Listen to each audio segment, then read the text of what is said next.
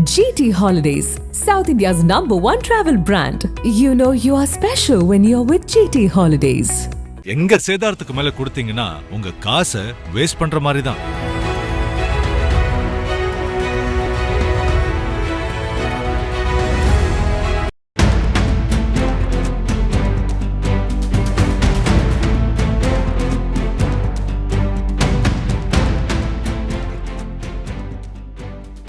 திருவண்ணாமலை அண்ணாமலையார் கோவில் கார்த்திகை தீப திருவிழா டிசம்பர் 3ஆம் தேதி காலை 5 மணி அளவில் கோவில் வளாகத்தில் பரணி தீபமும், மாலை 6 மணிக்கு 266 அடி உயரமுள்ள மலை உச்சியில் மகா தீபமும் ஏற்றப்படுகிறது. இதற்கான ஏற்பாடுகளை மாவட்ட நிர்வாகம் செய்துள்ளது. சுமார் 30 லட்சத்திற்கும் மேற்பட்ட பக்தர்கள் கிரிவலம் வருவார்கள் என எதிர்பார்க்கப்படுகிறது. இதற்காக சுமார் 15,000 காவல்துறையினர் பாதுகாப்பு பணியில் ஈடுபடுத்தப்பட்டுள்ளனர். மலையேற பக்தர்களுக்கு தடை விதிக்கப்பட்டுள்ளதால் மலையேற விரும்புபவர்களும் கிரிவலம் வருவார்கள் என்பதால் கூட்டம் அதிகமாக இருக்கும் என கணிக்கப்பட்டுள்ளது. மகா தீபத்தை கோவில் கொடிமரம் வளாகத்தில் இருந்து காண்பதற்காக உபயதாரர்கள், கட்டளைதாரர்கள் மற்றும் கட்டண டிக்கெட் போன்றவை ஒவ்வொரு ஆண்டும் வழங்கப்பட்டு வருகிறது. அதன்படி இந்த ஆண்டும் சுமார் 10,000 பேர் கோவில் வளாகத்தில் அனுமதிக்க முடிவு செய்யப்பட்டுள்ளது. இதற்கான பாஸ்கள் வழங்கப்பட்டு வருகின்றன. இதில் போலி பாஸ்கள் அதிக அளவில் புழக்கத்தில் இருப்பதாகவும், ஒரு பாஸ் 5,000 முதல் 10,000 வரை விற்பனை செய்யப்படுவதாகவும் புகார்கள் எழுந்துள்ளன. கடந்த சில ஆண்டுகளாகவே இப்படிப்பட்ட புகார்கள் எழுந்து வருகின்றன என்பது குறிப்பிடத்தக்கது. போலி பாஸ்களை தடுக்க காவல்துறை தரப்பில் சில நடவடிக்கைகள் எடுக்கப்பட்டாலும் அவை போதாமையாகவே உள்ளன. போலி பாஸ்கள் கோவில் பணியாளர்கள் என்கிற பெயரிலும் தன்னார்வலர்கள் என்கிற பெயரிலும் அதிக அளவில் தரப்படுகின்றன.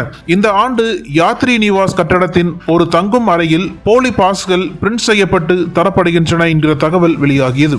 அதனையடுத்து திருவண்ணாமலை மேற்கு மாவட்ட பாஜக தலைவர் ரமேஷ் தலைமையில் பாஜகவினர் மற்றும் பாமக நிர்வாகிகள் யாத்ரி நிவாஸ் பகுதியில் சென்று பார்த்தபோது கோவில் பணியாளர்கள், தன்னார்வலர்கள் என்கிற பெயரில் அரசியல் கட்சி பிரமுகர்களுக்கு பாஸ்களும் கார் பாஸ்களும் பிரிண்ட் செய்யப்பட்டிருந்தது.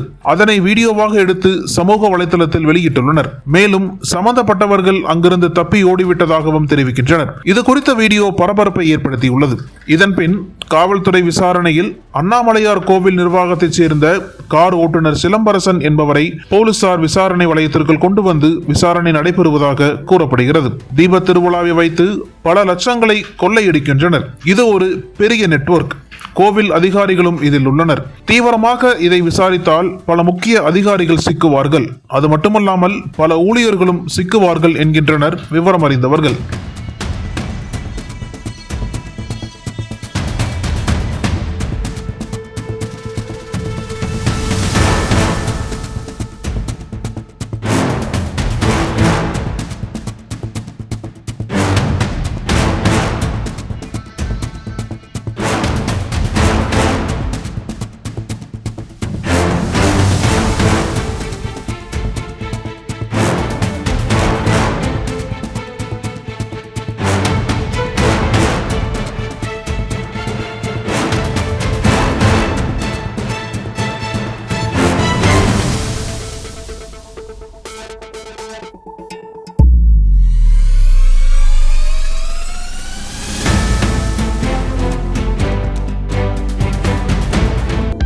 அனல் பறக்கும் செய்திகளை அப்டேட் செய்து கொள்ள நக்கீரன் களத்தை இப்பவே சப்ஸ்கிரைப் பண்ணுங்க.